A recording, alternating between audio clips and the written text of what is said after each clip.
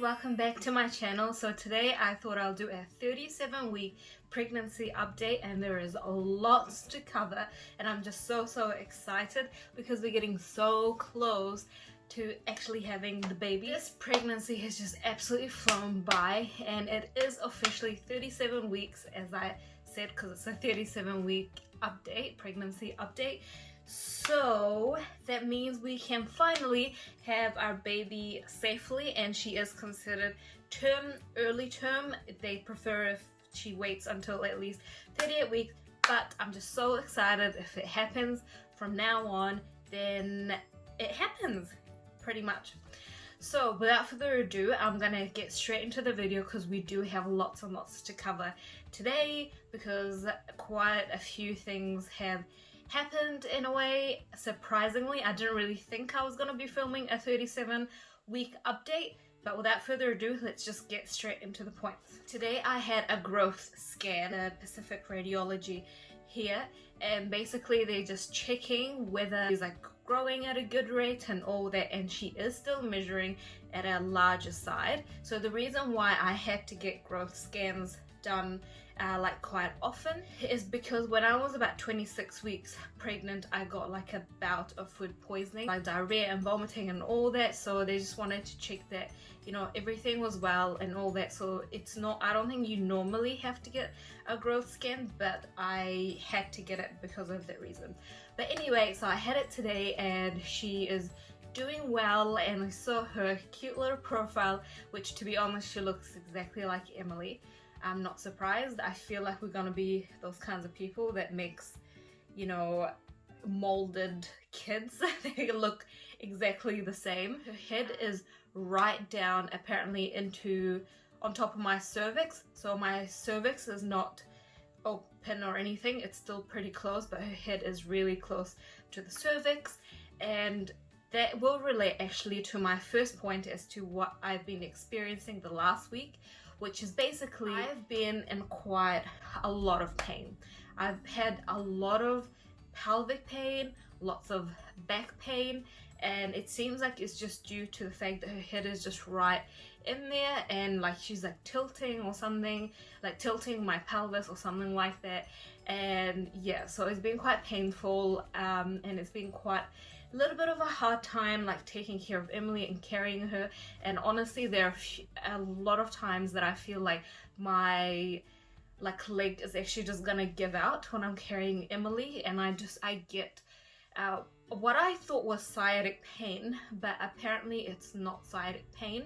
It's piriformis, like, is it syndrome or something like that? I'm not 100% sure, but it's something like that, which is basically like the muscles on the back, which is very close to that sciatic nerve area, and it's just like a bit inflamed, and there's just a lot of pressure on it because it's like the muscles around your back, and it's trying to like hold you back because you have a lot of weight at the front of your body, basically. That way it hasn't been like too pleasant, but it's fine because we're literally in the countdown phase right now. I'm not quite sure if it's like related to the pelvic pain or anything like that. I don't think it is, but I've been really struggling to sleep at night, or like having a full night's sleep without actually waking up. I wake up at least minimum twice in the night, if not more, and that's due to just not being comfortable.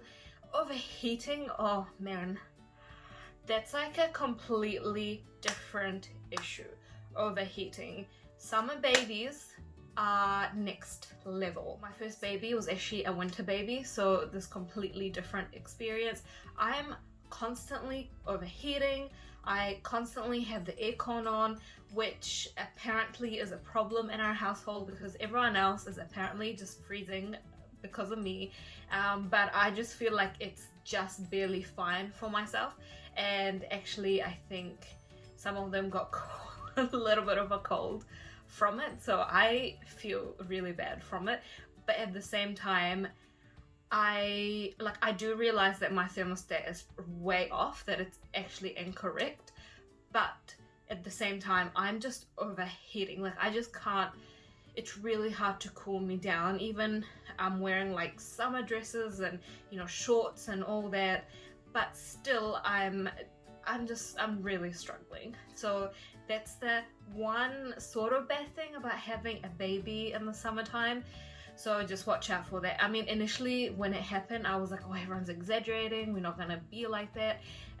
But it's so like that. It's like apparently it's like having a constant hot water bottle like on yourself, which I think is true. Other things I've been feeling are obviously like kicks on my side and my ribs, but I've been feeling that for quite a while. And today also in the scan, she had her little finger or thumb or something like that, like I think it was a finger, in her mouth, and she was sucking it, which was so cute. And she had her hand like covering her face, and I'm just so excited and I can't wait. So yeah, she's already like shy, trying to hide her face or something like that. So the other thing that I actually forgot to mention to you guys is like about her head being low and the cervix still being closed. So I think that means that labor is not really like that close, but in the what to expect app that I do have on my phone, it does say the lower your baby is, the closer you are to labor. So I'm not quite sure how true that is or not true.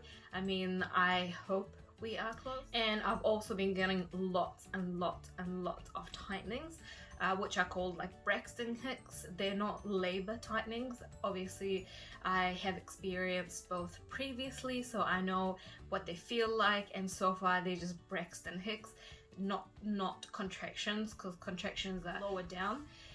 But this one is like just my tummy just goes like golf ball hard, which sometimes takes my breath away, to be honest, because I'm like, what's happening? I mean, I do know that it's just my body practicing for labor. Last week I also tried to do something. I don't think I was meant to do it yet.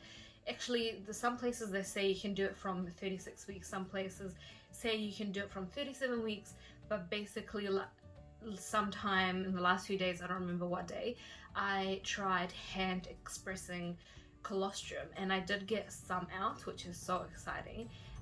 But basically I did get some droplets out, but not enough to like fill out a syringe or anything like that. I just wanted to see and experience it and all that, and I'm trying my best to get my body prepared for labor and kind of like induce labor a little bit naturally, because I just can't wait to have this baby basically. What I've started doing the last few days though is I've started listening to more relaxing music and ASMR at night to practice my relaxing techniques and my breathing techniques for labor. Hopefully that does make a difference, but it's just been so good to try to relax and have those like tingly feelings and all that. Really trying to find so many devices to actually use during labor, because I'm sure my battery will run out. That's my fear, basically, not be able to use those music and those techniques and all that throughout labor. But I'm really hoping it makes a difference. Some of the tricky things that are kind of happening throughout the pregnancy is that I do have gestational thrombocytopenia. So that's basically when you get low platelets when you're pregnant or because of pregnancy, which I did have the same problem when I was pregnant with Emily as well. I think it's a genetic thing because my mom has it and had it as well throughout pregnancy, but she kind of has it now in general. Actually not that big of a deal because it has a very easy solution, which is basically they want to just put in a line in your arm in case you do bleed quite a lot. Then they can like administer drugs straight away and help you clot, so you don't just like bleed and bleed and bleed. I have also tested positive for Group B Streptococcus. So I have tested positive for that like quite a while ago when I did get that bout of like food poisoning, and they did say they're gonna test for it again when I'm 37 weeks. They haven't done that. What they've done, or what they've told me that they're gonna do, is that most women, when you basically have had it once, you are gonna get it again and again, like it comes and goes. So they said they're not gonna test for it again, they're just gonna treat it like straight away. The thing that I have to do is that I have to basically let the midwife know like straight away when I'm in labor. She said even like 10 7 or even like 7 minutes apart, like maximum. Pretty much my contractions are 7 minutes apart. Not to leave it too late, especially because it's my second baby. They don't know if it's gonna take like a long time, the labor, or not. Yeah, so basically I have to call her up straight away because I need to get 2 doses of antibiotics IV 4 hours apart, and that's before the baby actually arrives. It's a little bit dangerous to have the baby when you do have the group B Streptococcus. Apparently it's very standard, so it's not really like that much of a concern, something that I have to be aware of. What I didn't mention with the thrombocytopenia as well is that I do have to get blood tests for it. From basically I've been getting it for a few weeks now just to see my level. I'm not really sure what they're gonna do at what level. I think if my levels go below a certain level, then an obstetrician has to be involved, not just the midwife. Other than that, I think everything is going really well throughout this pregnancy, and I'm 37 weeks and I'm about to have the baby. Hopefully within the next couple of weeks or so, I get to hold my second baby girl. I'm so excited to also see Emily's reaction to her little sister. My 37-week pregnancy update. I hope you enjoyed this video and you found it quite informative, and that you've actually, maybe you have some similar problems, you have some concerns, anything like that, that it just helped, and it just makes you feel that, you know, you're not the only one that is experiencing some of those things. So if you like this video, please give it a thumbs up, and please subscribe to my channel because I do upload videos every week. And I'll see you next time. Bye!